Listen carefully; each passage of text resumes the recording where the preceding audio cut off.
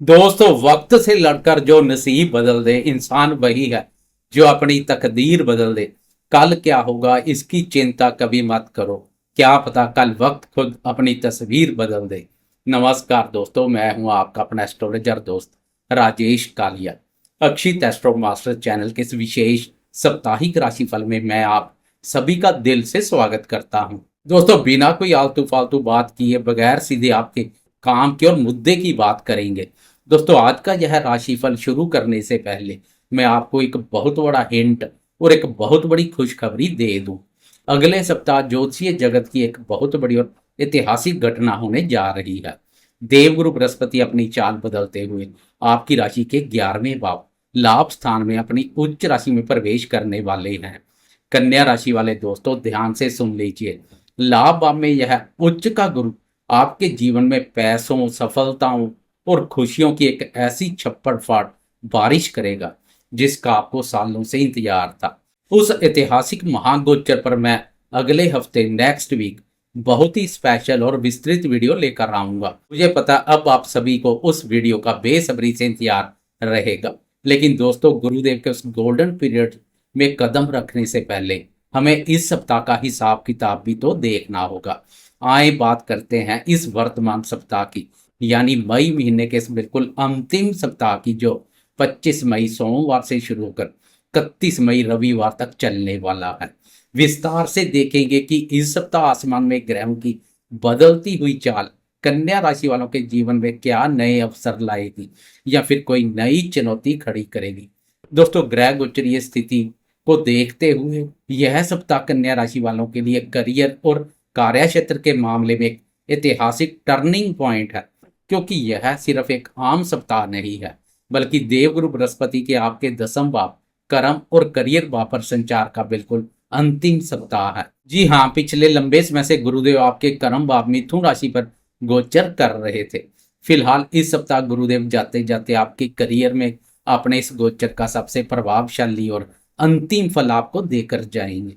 इसके अलावा इस सप्ताह की सबसे बड़ी और आपके लिए सबसे शुभ घटना 29 मई को होगी।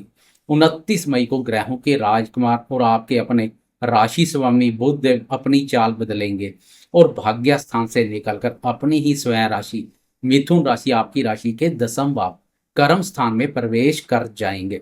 बुध का आपके कर्म भाव में अपनी स्वयं राशि पर जाना आपके लिए एक बहुत ही शक्तिशाली भद्र महापुरुष राजयोग का निर्माण करेगा। बाकी सभी दिग्गज ग्रहों की स्थिति गोचर में यथावत बनी रहेगी जो आपके सामने है। आइए सबसे पहले एक नजर डालते हैं आसमान की स्थिति पर कि कौन सा ग्रह कन्या राशि वालों के लिए कहां संचार कर रहा है। कन्या राशि वाले दोस्तों, आपके छठे भाव यानी रोग, ऋण और शत्रु भाव कुंभ राशि पर मायावी राहु अपनी उल्टी चाल से मजबूती से संचार कर रहे हैं। आपके सप्तम भाव दंपत्य और व्यापार के भाव मीन राशि पर कर्मफलदाता शनिदेव विराजमान है। यहाँ शनिदेव आपसे बहुत मेहनत और अनुशासन मांगेंगे। आपके अष्टम भाव अचानक घटनाओं, रहस्य और कष्ट के भाव मेष राशि पर ऊर्जा के कारक मंगलदेव अपनी ही स्वयं राशि पर विराजमान है। आपके नवम भाव भाग्य और धर्म के भाव वृषभ राशि पर ग्रह के राजा प्रतापी सूर्यदेव गोचर कर रहे हैं और 29 मई की सुबह तक आपकी राशि के स्वामी बुध भी सूर्य के साथ नवम भाव पर रहेंगे। आपके 10वें भाव कर्म और कार्य क्षेत्र के भाव मिथुन राशि पर ज्ञान के कारक देवगुरु बृहस्पति और सुखों के कारक शुक्र देव संचार कर रहे हैं और 29 मई को राशि स्वामी बुध भी यहीं आपके 10वें भाव कर्म स्थान अपने भाव में प्रवेश करेंगे। आपके 12वें भाव खर्च और विदेश के भाव सिंह राशि पर केतु महाराज विराजमान है। आए अब इन्हीं ग्रहों की चाल और तेज गति से चलने वाले चंद्रमा के गोचर के आधार पर आपके जीवन के हर एक महत्वपूर्ण क्षेत्र का गहराई से और टू द पॉइंट विश्लेषण करते हैं। सबसे पहले आपके स्वस्थ, आपके व्यक्तित्व और आपकी ऊर्जा की बात करते हैं। कन्या राशि वाले दोस्तों, आपके प्रथम भाव के स्वामी बुध देव है और 29 मई तक बुध आपके भाग्य स्थान में सूर्यदेव के साथ गोचर करेंगे। यह स्थिति आपको मानसिक रूप से बहुत भाग्यशाली और सकारात्मक बना रही है। आपका स्वास्थ्य कुल मिलाकर बहुत अच्छा रहेगा, लेकिन आपके अष्टम भाव में मंगल देव अपनी स्वयं राशि पर गोचर कर रहे हैं। अष्टम भाव का मंगल स्वास्थ्य के मामले में एक बहुत बड़ी चेतावनी देता है। यह अचानक से कोई चोट चपेट, एक्सीडेंट या बीपी की समस्या दे सकते हैं। इसलिए वाहन चलाते समय जल्दबाजी बिल्कुल ना करें, जोश के साथ होश में रहें। छठे भाव का राहु आपको हर बीमारी से लड़ने की ताकत तो देगा, लेकिन गैस्ट्रिक या एसिडिटी जैसी कोई दिक्कत परेशान कर सकती है। इसलिए अपने खान पान को बहुत ही सात्विक और संतुलित रखें। सप्तम भाव से शनि की प्रथम भाव पर दृष्टि अनावश्यक मानसिक शांति जैसे भाव पैदा करती है, इसलिए मानसिक रूप से भी मजबूत बने रहें। वैसे तो 2 जून को गुरुदेव आपको मानसिक रूप से मजबूत बनाने के लिए आ रहे हैं, इसलिए चिंता का कोई विषय नहीं है। अब बात करते हैं आपके करियर, कार्य क्षेत्र, नौकरी और व्यापार की। दोस्तों, करियर के मोर्चे पर यह सप्ताह आपके लिए किसी टर्निंग पॉइंट, स्वर्णम काल से कम नहीं है। आपके कर्म स्थान दसम भाव में इस समय ग्रहों का बहुत ही शानदार मेला लगा हुआ है। गुरु और शुक्र पहले से यहाँ संचार कर रहे हैं, जो ऑफिस में आपके काम को बहुत आसान बना रहे हैं। आपके बॉस और आपके सीनियर्स आपके काम से बहुत खुश रहेंगे। सहकर्मी आपकी क्रिएटिविटी, बौद्धिक क्षमता और ज्ञान की प्रशंसा करेंगे। इसको 4 चांद लगाने के लिए 29 मई को कर्म भाव के स्वामी बुध देव भी कर्म भाव अपने भाव में प्रवेश कर जाएंगे। तब कर्म भाव पर 3 शुभ ग्रहों का संचार कर्म भाव को अत्यधिक मजबूती प्रदान करेगा। जब आपके राशि स्वामी और कर्म भाव के स्वामी बुध देव आपके दसम भाव में जाएंगे, तब दसम भाव में स्वयं राशि के बुध का आना बदर महापुरुष राजयोग का निर्माण भी करेगा। यह राजयोग आपके करियर को रॉकेट की स्पीड से ऊपर ले जाएगा।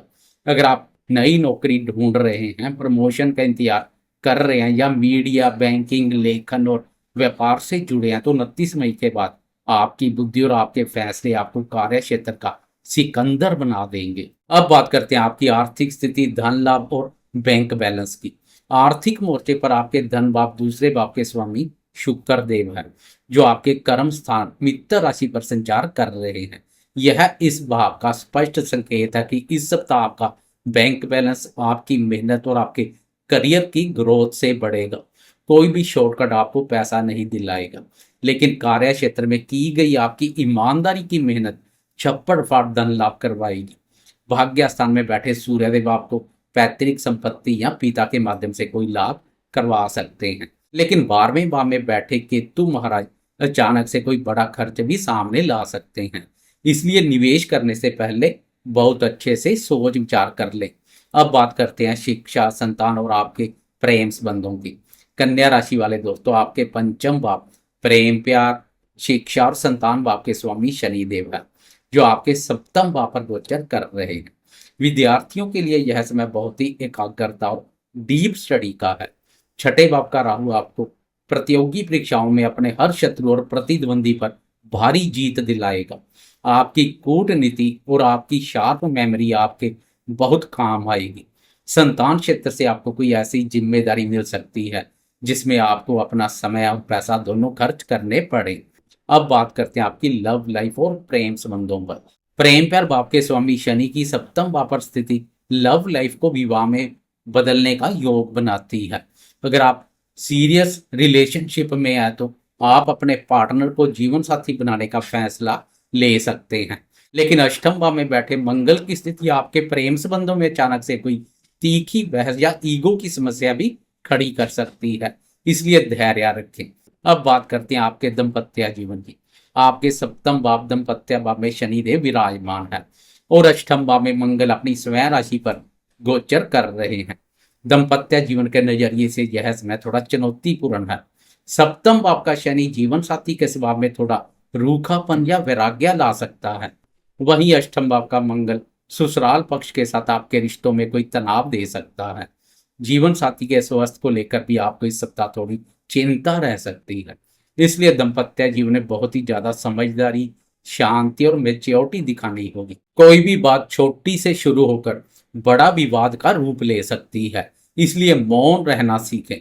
दोस्तों, छोटी अवधि का राशिफल हो, प्रतिदिन का या वीकली राशिफल, उसमें चंद्रमा की चाल का सबसे विशेष और सबसे गहरा महत्व होता है, क्योंकि चंद्रमा हमारे मन का, हमारी भावनाओं का और आपके लाभ आपके स्वामी है।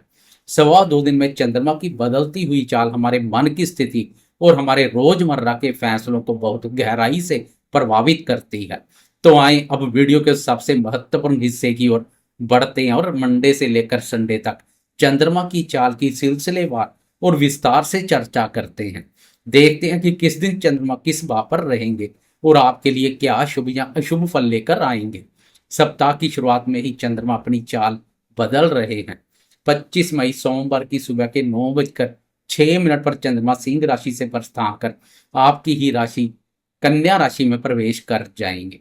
कन्या राशि आपकी राशि का प्रथम भाव अर्थात आपकी राशि है। चंद्रमा का पिछला 12वें भाव बाधक स्थान पर गोचर काफी नकारात्मक ऊर्जा पैदा कर रहा था। अब राशि पर चंद्रमा के उत्तम परिणाम देखने को मिलेंगे। पिछले समय से मन में महसूस और सुख शांति की कमी दूर हो जाएगी। मंडे की सुबह से लेकर बुधवार की शाम के लगभग 7 बजे तक का समय कन्या राशि वालों के लिए बहुत ही शानदार, ऊर्जावान और सकारात्मक रहेगा। आपकी सोच सकारात्मक देखने को मिलेगी। लगन का चंद्रमा आपके मन की सारी उलझनों को दूर कर देगा। आप बहुत ही फ्रेश और एक्टिव महसूस करेंगे। लोग आपकी पर्सनैलिटी और आपके आत्मविश्वास से बहुत जल्दी आकर्षित होंगे। सोमवार से बुधवार तक आप जो भी नई योजनाएं बनाएंगे उसमें आपको पूरी सफलता मिलेगी। यह 2-2.5 दिन आपके लिए खुद पर ध्यान देने और काम को रफ्तार देने का समय है।